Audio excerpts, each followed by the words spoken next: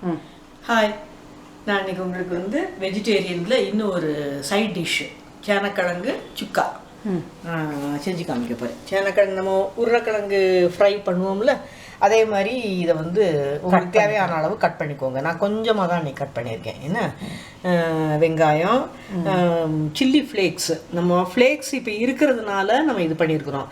உங்களுக்கு வேணும்னா வத்தல் ஒரு 3 வத்தலும் சீரகமும் மிக்சியில் போட்டு இந்த மாதிரி ஃப்ளேக்ஸ் வர மாதிரி உங்களுக்கு இதெல்லாம் இப்போ நல்லா தெரியும். அந்த மாதிரி இது பண்ணிக்கோங்க. சீரக பொடி கொஞ்சம், பிளெயின் சீரகம், கடுகு, உளுத்தம்பருப்பு, மஞ்சள்தூள், உப்புத்தூள், கொஞ்சம் தண்ணி தொளிக்கிறதுக்கு தண்ணி, இது இவ்வளவுதான். இதை வந்து இப்போ எப்படி செய்கிறதுன்னு பார்ப்போம். இது வந்து சிம்பிள். பருப்பு ரசம் வைக்கிற அன்னைக்கு, சாம்பார் வைக்கிற அன்னைக்கு செய்கிறதும் ஈஸி, சாப்பிட்றதுக்கு டேஸ்ட்டாக இருக்கும். மோர் குழம்பு வைக்கிற அன்னைக்கு அதுக்கெல்லாம் நல்லாயிருக்கும். எண்ணெய் வந்து நம்ம ரொம்ப கம்மியாக தான் போடணும் அப்படின்லாம் கிடையாது, ரொம்ப நிறைய போடணுங்கிறது கிடையாது. உருளைக்கிழங்கு ஃப்ரைக்கு அளவுக்கு வந்து போடணும்னு அவசியம் கிடையாது. இதை வந்து அந்த காலத்தில் வந்து வதக்குவாங்க, வத்தல் சீரக கிள்ளி போட்டு வதக்குவாங்க. இது வந்து இப்போ வந்து கொஞ்சம் தண்ணி ஊற்றி வேக வச்சு சுக்கா மாதிரி செஞ்சோம்னா இது ஒரு இது நல்லாயிருக்கும். இப்போ வர்ற சேனக்கிழங்கு வந்து மாவாக இருக்கிறதுனால இது நல்லாவே டேஸ்ட்டாக இருக்கும்.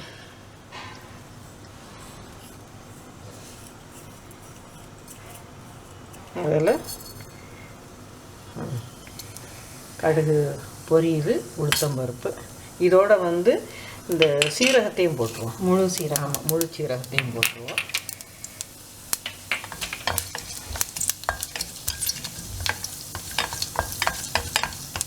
இந்த வத்தல் ஃப்ளேக்ஸ் உங்கள் காரத்துக்கு தகுந்த மாதிரி போடுங்க. என்ன ரொம்ப காரமாக போட்டுறாதீங்க. 3 சீரகம் அப்படி 3 வத்தல்னு சொல்லியிருக்கேன் நான். அது வந்து அவ்வளோத்தையும் போடணுங்கிற அவசியம். இப்போ வந்து இது போட்டோம்னா இந்த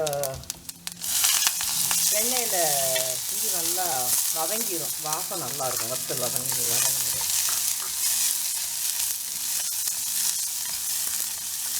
இது சேனக்கிழங்கு ஃப்ரை. நான் தான் வந்து இது டேஸ்ட்டு வந்து ரொம்ப நல்லா இருந்ததுனால சேனக்கிழங்கு சுக்கான்னு பேர் வச்சுருக்கேன். இது சின்ன வெங்காயமா பெரிய வெங்காயமான்னு நீங்கள் கேட்பீங்க. எந்த வெங்காயம்னாலும் போடலாம். நம்ம உருளைக்கிழங்கு ஃப்ரை மாதிரி தான். அதுக்கு வந்து சில்லி பவுட்ரு போட்டு நம்ம வதக்குவோம், இல்லைன்னா பெப்பர் போட்டு வதக்குவோம்.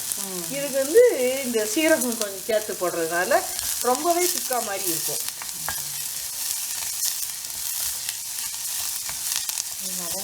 கொஞ்சம் நேரம் இல்லை போட்டுங்க. எண்ணெய் கொஞ்சம் பத்தாதுன்னு தோணுச்சுன்னா நீங்கள் இன்னும் கொஞ்சம் கூட எண்ணெய் போட்டுக்கோங்க.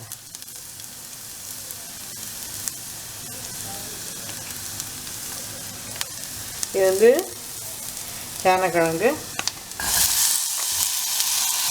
நல்ல மாவாக இருக்கு. இப்போ வர்றது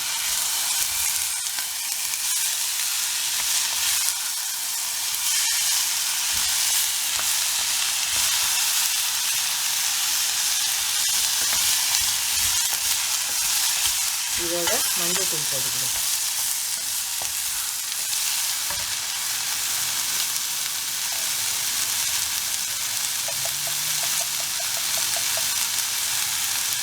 அந்த காலத்துலாம் எண்ணெயில் அப்படியே வதக்குவாங்க உருளைக்கிழங்கு ஃப்ரை மாதிரி. நிறைய பேருக்கு வந்து உருளைக்கிழங்கு ஃப்ரை பிடிக்கிற மாதிரி சேனக்கிழங்கு ஃப்ரை பிடிக்காது. ஆனால் இப்போ அப்படி கிடையாது. இப்போ வர்ற சேனக்கிழங்குலாம் நல்ல மாவாக இருக்குது. அதனால் இது கட்டாயம் பிடிக்க தான் செய்யும்.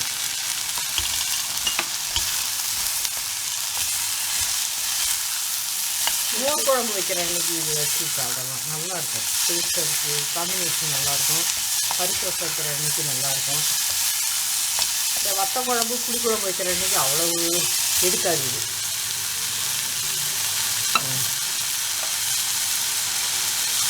சீரக பொடி இப்போ கொஞ்சமாக சேனக்கிழங்கு இருக்கிறதுனால கம்மியாக போட்டுக்கோங்க. ஒரு 1/4 டீஸ்பூன் போட்டுக்கோங்க. நம்ம ஏற்கனவே சீரகம் வேறு வதக்க போட்டுக்கோம்ல, அதனால் இப்போ இதில் வந்து தண்ணி தெளிக்கிற மாதிரி கொஞ்சம் கூட போட்டுக்கணும். இந்த தண்ணியில் கொஞ்சம் சிம்மில் வச்சுக்கணும், ரொம்ப சிம்மில் இல்லாமல் சிம்மில் வச்சுக்கணும்.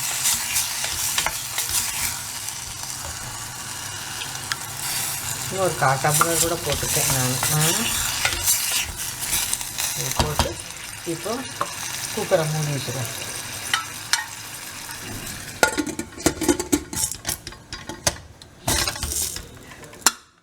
2 விசில் வரட்டும். நல்லா கொஞ்சம் குக்கரை சிம்மில் வச்சுக்குவோங்க. தண்ணி கம்மியாக போட்டிருக்கோம். அது வேகிறதுக்காக தான் இது பண்ணியிருக்கோமே ஒழிய ஃப்ரை பண்ணுறதுக்காக கிடையாது. சரியா? சிம்மில் வந்து இப்போ 3 சத்தம் நான் சிம்மிலே தான் வச்சேன்.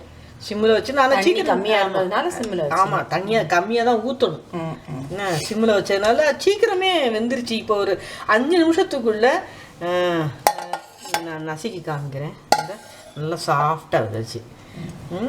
இப்போ வந்து இதை வந்து கொஞ்சம் நம்ம சுக்கானா சுருளை வதக்குவோம்ல, அது மாதிரி தண்ணி இல்லை இருந்தால் கூட இதை வதக்கி எடுத்துடலாம். அவ்வளோதான், இது முடிஞ்சு போச்சு. இந்த தண்ணி வத்துற வரைக்கும் சுருள் இது பண்ண போகிறீங்க. இது கட் பண்ணுறதுக்கு உண்டான டைம் தான் உங்களுக்கு எடுக்கும். மற்றபடி வந்து உங்களுக்கு டைம் எடுக்காது. ரொம்ப சீக்கிரமாக சமையல் பண்ணணும், நல்லா டேஸ்ட்டாக சாப்பிடணும்னு நினைக்கிற அன்னைக்கு இது நல்லா உங்களுக்கு பிடிக்கும். தண்ணி வத்திருச்சு எடுத்துடலாமா? ஆமாம், எடுத்துடலாம். இது உருளைக்கிழங்கு ஃப்ரையை விட இது நல்லாயிருக்கும். அமர்த்திடலாம். ரொம்ப சிம்பிளாக, ஆனால் நல்லா குக் பண்ணுறதுக்கு ஈஸியாக, ரொம்ப ஒன்றும் டைம் எடுக்காது. உங்களுக்கு வந்து சாப்பிட்றதுக்கு நல்லா டேஸ்ட்டாக இருக்கக்கூடிய எந்த குழம்பு, சாம்பார், பருப்பு, மோர் குழம்பு, வெறும் தயிர் சாதம், இது எதுக்குனாலும் நல்லா இருக்கக்கூடிய பொருந்தக்கூடிய. புளிக்குழம்புக்கு அஃப்கோர்ஸ் பொருந்தாது. இது நல்லாயிருக்கும். வச்சு பார்த்து என்ஜாய் பண்ணுங்கள்.